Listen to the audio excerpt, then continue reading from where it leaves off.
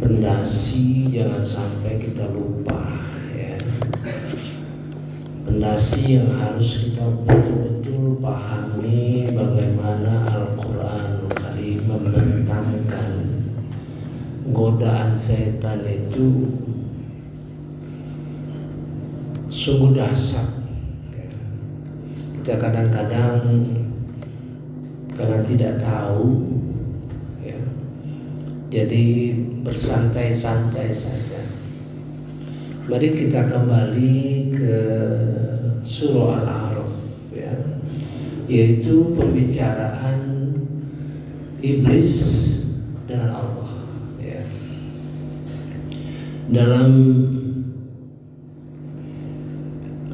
surah Al-A'raf ayat 14, 15, 16, 17 ya. Iblis menjawab, berilah aku penangguhan waktu sampai hari mereka dibangkitkan, sampai hari kebangkitan nanti ya, diberi waktu oleh Allah SWT. Allah berfirman, benar, kamu termasuk yang diberi penangguhan waktu. Iblis menjawab. Nah, ini yang kita harus perhatikan betul-betul ya. Iblis menjawab, karena engkau telah menyesatkan aku, pasti aku akan selalu menghalangi mereka dari jalanmu yang lurus. Jadi ihdinas siratal mustaqim yang selalu kita pinta itu dijanjikan oleh iblis akan dihalangi.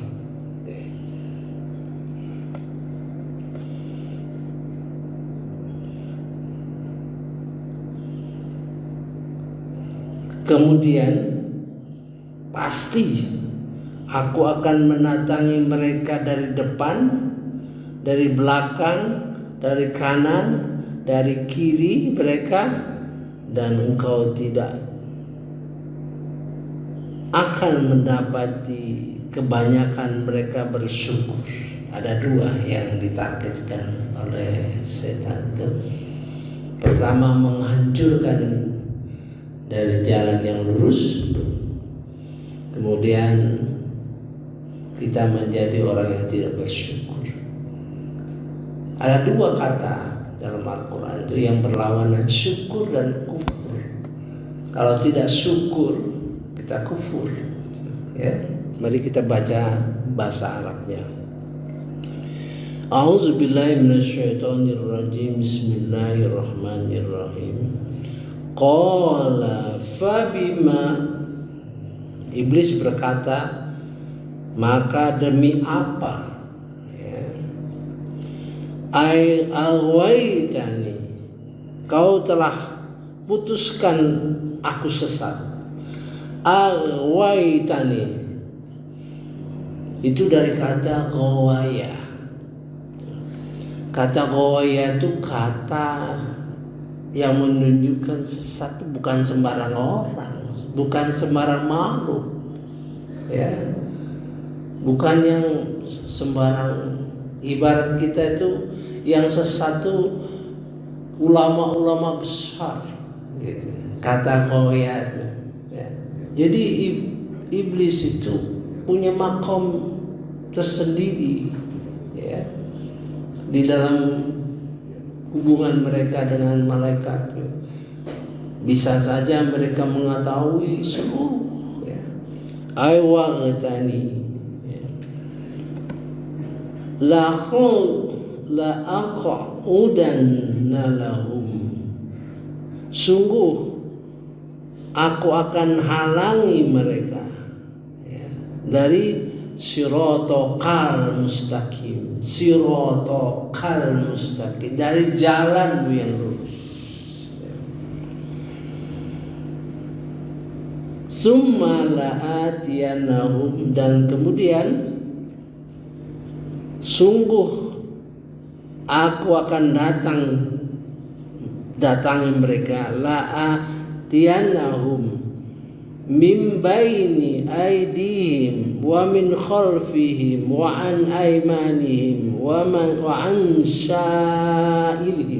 ilihim, dari depan, dari belakang, dari kanan, dari kiri. Tidak hanya dari atas dan bawah. Jadi dari atas dan bawah tidak didatangi. Itu kan? Jadi ada tafsiran bahwa yang dari atas itu kalau nanti kita akan meninggal dunia gitu, akan didatangi oleh malaikat. Jadi kalau kita mau meninggal ya, ada teman kita yang sudah meninggal menceritakan di dalam sakitnya itu, jadi dia didatangi oleh teman-teman ya, yang sudah meninggal duluan gitu ya. Ayo mari. Itu setan itu bisa datang dari belakang, dari depan, dari kiri, dari kanan. Tidak bisa dari atas dan dari bawah. Ya. Supaya tahu nanti, supaya kita mau meninggal nanti, kalau ada ajakan dari kiri kanan, depan belakang, itu bukan malaikat, setan ya. Ini pernah diceritakan oleh Imam Ghazali kalau tidak salah. Imam Ghazali pernah menceritakan, dia diajak dari kiri, dia bilang belum saatnya katanya. Wala tajidu aktsarahum syakirin, maka engkau tidak akan mendapati mereka yang bersyukur. Artinya ada yang bersyukur, ya bersyukur, tapi tidak banyak, gitu ya. Karena godaan setan itu dua target itu. Nah sekarang kita perlu dalami, ya. Jangan sampai kita tidak tahu, gitu. Dan bagaimana strateginya? Pertama, ya Rasulullah mengajarkan kepada kita bahwa Allah tuh senang dengan ibadah yang sedikit-sedikit ya, tapi istiqomah, gitu kan? Itu sebetulnya untuk membentengi kita dari godaan setan. Sebab kalau orang sudah biasa melakukan secara rutin, maka setan sudah nggak bisa mengganggu, gitu kan. Tapi dalam pengertian terus meningkat, bukan berhenti di sedikit-sedikit saja. Misalnya berinfak semakin meningkat, ya. Kalau sholat mungkin 2 rakaat, 4 rakaat, 6 rakaat, 8 rakaat, 11 rakaat, terus meningkat terus ya. Semakin isinya semakin mendalam. Nah itu satu ya yang diberikan oleh Rasulullah dengan cara yang sederhana. Ya. Sekarang jalan yang lurus, ya. Pengertian dulu. Ya. Ihdinas siratal mustaqim, tunjukilah jalan yang lurus. Ada 7 pengertian yang kita perlu pahami. Ya. Satu, dalam terjemahan bahasa Indonesia, jalan yang lurus yang membuat kita bahagia di dunia dan akhirat. Ya, dalam pengertian bahasa Indonesia ya. Dalam pengertian yang diberikan Rasulullah SAW melalui Abbas, itu artinya ilhamkan kepada kami agama yang benar, agama yang lurus itu. Jadi 2 kemungkinan kita memperoleh hidayah itu. Satu, dari jalannya ilham. Kadang-kadang orang enggak begitu paham Al-Quran, tapi diilhamkan oleh Allah SWT. melalui ilham. Ada melalui ilmu, ya. Nah, kedua, Shiratal mustaqim itu dari kata qawama. Qawama artinya tegak lurus. Jadi kalau kita berjalan di jalan yang lurus menuju sasaran yang tegak lurus, artinya terus meningkat. Jadi jalan yang meningkat terus. Kedua, ya. Ketiga, awal kata mim itu menunjukkan orang. Ihdinas siratal mustaqim. Artinya jalan orang yang istiqomah. Nah, tiga yang, ya. Jadi tiga yang mengartikan dalam arti harfiah. Itu namanya harfiah, ya, dalam kata-kata. Ya, tiga. Jadi jalan yang menanjak lurus jalan. Jadi apa yang kita lakukan itu terus menanjak, ya. Kemudian jalan orang yang istiqomah. Tiga. Sekarang empat itu berkaitan dengan sejarah. Siratal ladzina an'amta alaihim, siratal ladzina an'amta alaihim ghairil maghdubi alaihim waladdallin. Nah, an'amta alaihim, jalan yang telah engkau beri nikmat. Jadi diartikan oleh para sahabat jalan, yaitu jalan Nabi Muhammad SAW beserta orang sahabat-sahabat. Tapi di dalam Al-Quran menunjukkan empat, yaitu jalan kenabian, para nabi, para siddiqin, para syuhada, dan sholihin. Itu contoh. Jadi wajar kalau anak-anak kita itu ada pelajaran mengenai sejarah Nabi Muhammad SAW, pelajaran mengenai sahabat-sahabat, gitu, mencontoh seperti itu, ya. Ada dua pendekatan mengenai sejarah. Ghairil maghdubi alaihim waladdallin, jalan yang kau bukan jalan yang kau murkai, dan jalan bukan orang yang sesat. Dicontohkan oleh Rasulullah adalah jalan yang kau murkai, yang bukan orang murkai itu orang Yahudi, ya. Jalan orang sesat, jalan Nasrani, orang Nasrani itu dicontohkan saja oleh Rasulullah SAW supaya sahabat mudah mengerti, bukan terus kita pikir sekarang orang Yahudi, orang Nasrani, bukan, ya. Sebagai contoh, ya, orang Yahudi itu punya karakteristik, ya, punya ilmu, berilmu dia, tapi tidak dilaksanakan, ya. Punya ilmu tapi tidak dilaksanakan, malah diubah-ubah, gitu, ya. Kemudian orang Nasrani, orang yang tidak punya ilmu, tapi dibuat-buat. Ya, misalnya yang tidak itu ada di dalam surah Al-Hadid itu ayat berapa itu 20-an, ya. Itu diceritakan mengenai umat Nasrani itu melakukan ibaratnya Rabbaniun, bid'ah. Itu asal kata bid'ah di situ. Mengada-ada, misalnya tidak kawin, ya, supaya dia berbakti sungguh-sungguh sehingga tidak nikah. Itu termasuk orang yang nggak ada ilmunya, nggak ada perintahnya, dilaksanakan dengan sungguh-sungguh. Nah, itu.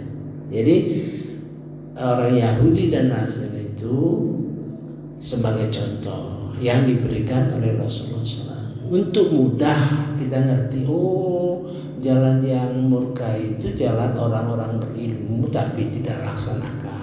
Kemudian Nasrani itu jalan orang-orang yang tidak berilmu, dia laksanakan sesuatu yang tidak punya dasar. Nah, kedua, ya. Sekarang pengertian kita saat ini, kita mengharapkan ilmu yang benar dan amal yang benar. Nah, gitu kan? Kita berilmu dan dilaksanakan dengan benar. Yang sering disebut dengan amal ilmiah dan ilmu amaliyah. Ya. Ilmu amaliyah, ilmu yang diamalkan, ya, dan amal ilmiah, amal yang didasarkan ilmu pengetahuan. Nah, itu kita harapkan, itu doa, semua doa itu jadi landasan kita. Mudah-mudahan Allah masukkan kita dari mana? Ya, masukkan hidayah dari mana? Gitu. Kita mungkin masuk hidayah dari istiqomah. Mungkin kita masuk dari istiqomah. Atau kita dari ilmu. Itu sudah 6 ya. Nah, ketujuh yaitu hubungan antara Al-Baqarah dengan surah Al-Fatihah. Ya. Jalan orang-orang yang sesat. Nah, jalan orang sesat dicontohkan di dalam Al-Quran semuanya itu. Ya, orang kafir, orang musyrik, orang munafik, orang kafir, orang zalim, orang dolin, orang muzabzab, dan orang hafid. Mengapa kita perlu tahu? Perlu tahu karakteristik orang munafik, orang fasik, orang zalim, orang dolin, ya. Karena kita berkewajiban untuk mengingatkan, ya, untuk mengajak, seperti yang saya sampaikan dalam surah Al-An'am 69 kemarin, bahwa orang bertakwa itu tidak bertanggung jawab terhadap dosa-dosa mereka, tapi bertanggung jawab, berkewajiban untuk mengingatkan agar mereka menjadi orang yang takwa. Dan dalam hubungan interaksi dengan mereka, Allah tuh memukal kita ilmu, ya. Jadi kalau kita bergaul dengan orang yang munafik, kita sudah tahu, ya, apa pikiran. Nah, itu apakah dia masih dipengaruhi oleh setan? Setan itu yang berperan, ya, melalui pemutarbalikan pikiran, pemutarbalikan fakta, mengikuti hawa nafsu dan sebagainya. Kita tahu. Nah, itu ya. Nah, itulah kira-kira Siratal Mustaqim. Nah, dalam rangka memperkuat dan mempertahankan, ya, terhadap godaan-godaan setan itu, ya, kita harus meningkatkan amal, meningkatkan ilmu, dan meningkatkan iman. Kadang-kadang kita tak tahu apakah kita nih meningkat, statis, atau menurun. Nggak tahu kita. Ya. Maka diberikan, ya, ini disarikan oleh ulama, ya, disarikan oleh ulama mengenai bagaimana kita meningkatkan amal. Ya. Jadi amal itu bisa meningkat dari 4 unsur. Unsur fikir dan zikir, unsur kolbu, unsur materi, dan non materi. Nah, itu ya. Ya, ada 4, ya. Jadi fikir, zikir, kemudian kolbu, materi, dan non materi. Misal, ya. Jadi setiap jenis ibadah apapun masuk 4 itu. Kalau salah satu saja sudah meningkat, artinya meningkat. Ya, artinya amal kita itu meningkat. Misal kita berinfak ini, ya. Berinfak, katakanlah masukkan uang ke dalam kotak, ya. Masukkan 20.000 misalnya, biasa 20.000. Nah, kalau kolbu kita meningkat, ya kesadaran kita meningkat. Wah, memang anak yatim itu memerlukan perhatian kita. Ya Allah, aku cuman ada uang 20.000 ya Allah. Nah, kesadaran itu dari kolbu kita sebenarnya, amal kita sudah meningkat. Bisa saja menambah dari 20 jadi 50.000, itu meningkat juga materi dan non materi, ya, sifatnya materi dan materi. Bisa juga dari zikir fikir. Nah, jadi setiap ibadah, ya, kalau sholat kita, sholat yang paling banyak bobotnya itu di kolbu dan fikir, zikir, ya. Apabila kita paham dengan apa yang kita baca, apabila kita paham dengan apa yang kita baca, berarti fikir dan zikir meningkat, ya, gitu. Apabila kita merasai, ya, nikmatnya sholat itu, sehingga dari kesehari kita semakin khusyuk, semakin memaknai, itu kolbu kita meningkat sebenarnya. Atau katakanlah kita begitu datang selalu ke masjid, nah, misalnya ke masjid, kalau kita mungkin sempat sampai di masjid itu sholat at-tahiyatul masjid, ya, kemudian kita dengar azan lebih dulu, itu meningkat artinya, ya, gitu ya. Saya kira itu saja. Saya perlu dalami ini karena kadang-kadang amal kita itu tidak bergerak karena kita tidak tahu yang mana yang digerakkan gitu. Apakah ilmunya kita terus tambah, ya, ataukah amalnya, ataukah iman kita. Jadi sekarang iman itu kalau menurut Rasulullah SAW, ya, iman itu bertambah apabila amal bertambah. Nah, itu kalau kita meningkatkan amal kita, nah, itu Rasulullah mengatakan iman itu bertambah. Itu dari segi output. Tapi dari segi input, menurut Al-Quran, ya, iman itu bertambah apabila banyak ayat-ayat Quran yang bertambah masuk ke dalam hati kita. Tambahnya. Karena ayat-ayat itu akan mendorong amal kita. Nah, jadi dari segi input dan dari segi output, ya. Nah, ini akan membentengi kita dari segala godaan setan.